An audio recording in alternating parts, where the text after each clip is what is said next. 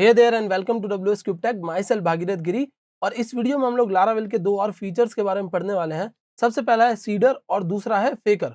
So guys, ये cedar और फेकर करते क्या है? सीडर और फेकर हम लोगों को बहुत बड़े अमाउंट में जब लार्ज डेटा एंटर करना हो for the purpose of testing, तो उसमें हमारी हेल्प करते हैं।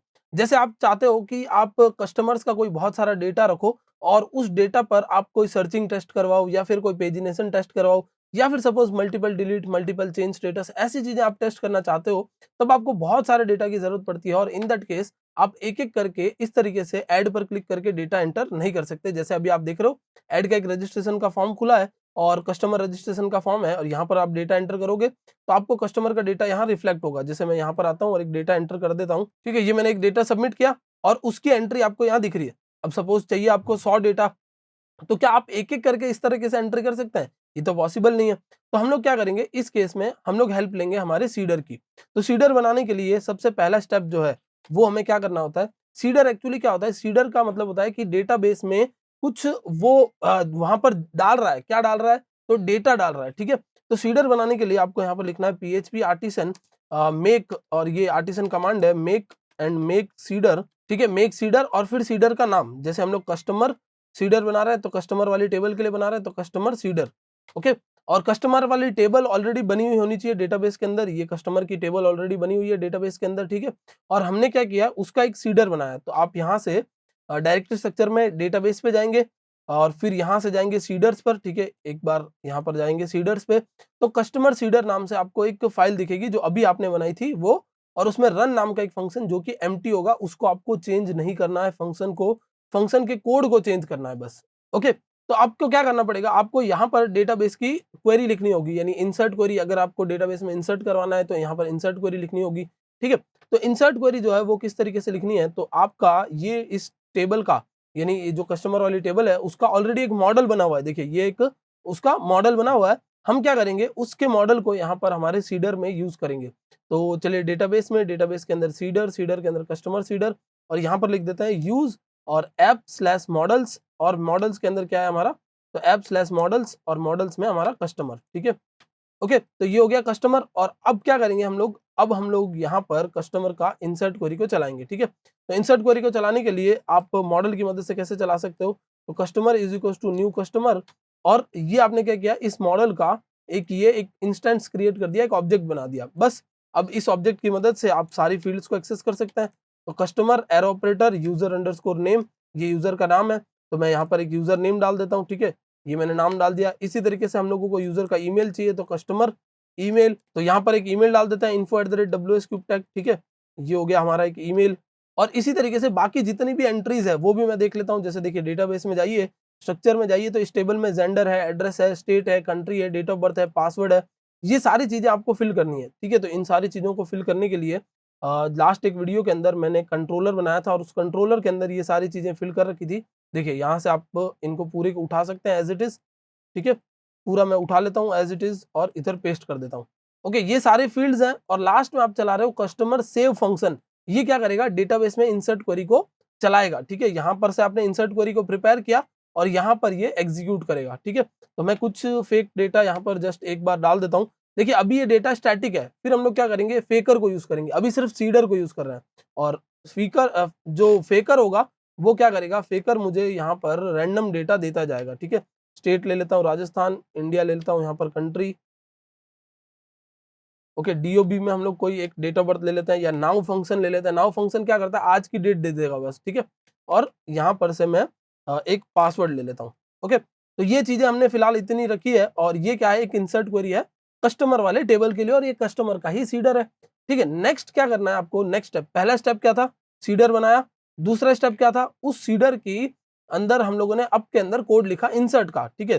तीसरा स्टेप जो है वो है डेटाबेस नाम, डेटाबेस सीडर डॉट पीएचपी की फाइल आपको दिखेगी सीडर्स के अंदर, उसमें एक अप नाम का फंक्शन दिखेगा, उसमें आपको कोड लिखना है $this और दिस कॉल, ठीक है, कॉल नाम का फंक्शन। और इस कॉल में आपको क्या करना है, एक एरे पास करना है, और उस एरे के अंदर आपको लिखना है उस सीडर का नाम जिसको चलाना है। तो कस्टमर सीडर और कॉलन कॉलन क्लास, मतलब मैंने क्या बोला इधर, मैंने बोला कि इस फंक्शन को जब भी एग्जीक्यूट किया जाए, मतलब जब भी PHP आर्टिसन DB सीड, ये वाला आर्टिसन कमांड जब भी मैं रन करूं, तो हमेशा DB सीडर रन होता है। डीबी सीडर क्या करेगा, इस कोड को रन करेगा। ये कोड क्या करेगा, कॉल करेगा कस्टमर सीडर को, और कस्टमर सीडर वाला ये कोड रन होगा और डेटाबेस में एक एंट्री चली जाएगी। ठीक है, तो चलिए देखते हैं यहाँ पर PHP आर्टिसन और इधर लिखते हैं DB:seed और एंटर प्रेस करते हैं। तो देखिए डेटाबेस में एक एंट्री चली गई होगी। अब इधर जाकर मैं रिफ्रेश करता हूं अगर, तो यहाँ पर जो WS क्यूबटैग नाम से मैंने अभी बनाया था, देखिए ये लॉरम इप्सम, ये सारी चीजें जो मैंने अभी बनाई थी 1 2 3 4, ये एंट्री इधर आ चुकी है। ठीक है, बट मैं क्या चाहता हूँ, मैं चाहता हूँ कि ये जो एंट्री इधर आ रही है वो कंटिन्यूसली आती जाए, मतलब 100-200 डेटा में एक साथ क्रिएट कर दूं, लेकिन हर बार ये नाम अलग हो, वरना फिर पता क्या चलेगा मैं किसको डिलीट कर रहा हूँ, कौन सा डिलीट हो रहा है। तो इसके लिए हम लोग यूज करते हैं फेकर को। ठीक है, तो यहाँ पर आपको लिखना है यूज फेकर स्लैश फैक्ट्री। ठीक है, use faker slash factory as, और यहाँ पर लिख देना है फेकर। ठीक है, ये लिख देता है फेकर। ये नाम वैसे आप कुछ भी रख सकते हो, बट थोड़ा सा रीडेबल नाम ही रखना है हम लोगों को, एज फेकर। और फिर इधर अंदर आ जाना है और इधर बनाना है एक फेकर वेरिएबल, जिसके अंदर हम लोग लिखेंगे faker is equal to faker colon colon create नाम का फंक्शन। ठीक है, क्रिएट नाम का फंक्शन आपने फेकर के अंदर से कॉल करवाया और ये फेकर वेरिएबल में सब कुछ आ गया। बस अब फेकर में आपको सारी चीजें मिल जाती है, जैसे फेकर में से आपको नेम मिल जाता है, जो जो चीजें मिल जाती है मैं उनके बारे में बता रहा हूँ आपको। जैसे फेकर में से नेम मिल गया हमको, और फेकर में से एक फेक ईमेल मिल जाएगा, तो ये फेक ईमेल हो गया।